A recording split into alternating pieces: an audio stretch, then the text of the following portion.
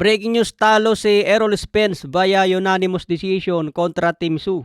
Kitang-kita po ang galawan ni Spence mga boss, talagang hindi na po siya nakabalik sa dati niyang kondisyon. Napakadali pong tamaan yung ulo ni Spence. Round 1 pa lang tinamaan na agad ng solid. Tinatamaan din ng solid si Tim Tszyu pero hindi po niya iniinda. Kinakain lang yung mga solid punches ni Errol Spence. Maganda naman yung mga body shot ni Spence pero napakatibay po ni Tim Tszyu mga boss. Hindi man lang niya ininda. Kahit tinatamaan nga yung ulo ni Tim Tszyu, gumaganti pa rin siya at tinatamaan din ng solid si Spence. Kapag bumitaw kasi ng suntok si Spence, nandun pa rin sa range ni Tim Tszyu. Kaya tinatamaan siya pabalik. Malaking epekto kay Spence yung nabakante siya na matagal mga boss. Maganda yung ginawa ni Tim Tszyu, pressure yung ginawa niya kay Spence at kumaka-counter. Walang bumagsak sa kanilang dalawa hanggang sukdulang 12 rounds at nakuha po ni Tim Tszyu ang kalamangan sa score. Sabi nga ni Terence Crawford, wala na yung dating reflex ni Spence. Sabi rin ni Ryan Garcia, mas maganda na kung magretiro na lang si Spence ngayon, nalagaan na lang ang kanyang sarili. Makikita sa performance ngayon ni Spence mga boss, pwede na talagang magretiro. Lalo na siguro kung mapalaban pa siya kontra Jaron Ennis, baka ma-knockout pa siya kay Ennis. O kaya kay Berril Ortiz mga boss, delikado rin siya doon. Sa ngayon may kartada na si Spence na 28 wins, 22 KOs, may 2 talo na. Samantala naman si Tim Tszyu, 28 wins, 18 KOs, may 3 talo. Sabi nga ni Spence mga boss, bago lumaban, kung matalo siya dito, magre-retiro na siya. Sinubukan lang niya siguro ang sarili niya kung kaya pa magpatuloy sa boxing mga boss. Sa iba pang balita, Alexander Usyk, reaksyon sa panalo ni Anthony Joshua.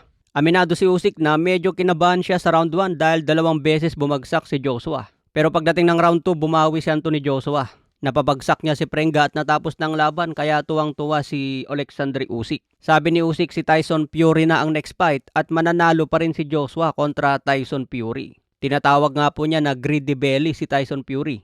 So malapit na magkaibigan na si Joshua at Usyk mga boss at palagi silang magkasama sa training. Marami rin po ang tiwala kay Anthony Joshua na kaya din niyang pabagsakin si Tyson Fury. Matatandaan niya po natin na bumagsak din si Fury kay Deontay Wilder pero bumabangon mga boss. Yun ang kagandaan kay Tyson Fury, kahit tamaan na malakas, kaya niyang bumangon at bumawi sa puntos. Samantala kumakalat ang isang video ni Kamahalang Turki kung saan sumenyas mga boss matapos ang round 1 sa laban ni Anthony Joshua. Sumenyas si Kamahalang Turki ng ganito mga boss. So ano kayang ibig sabihin nito? Kumakalat na naman ang maiksing clip na ito sa social media, kaya halo-halo na naman po ang sinasabi ng mga fans. Sinasabing planado daw ang lahat na ito dahil nakaset up na ang laban ni Joshua kay Tyson Fury.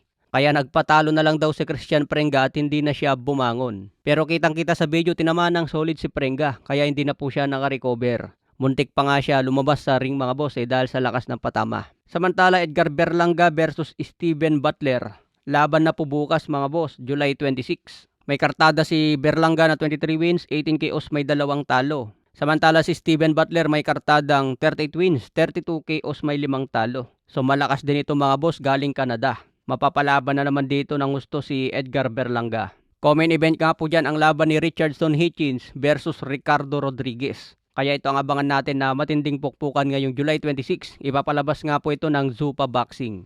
Okay mga boss, yan lang muna ating balita. Follow for more updates.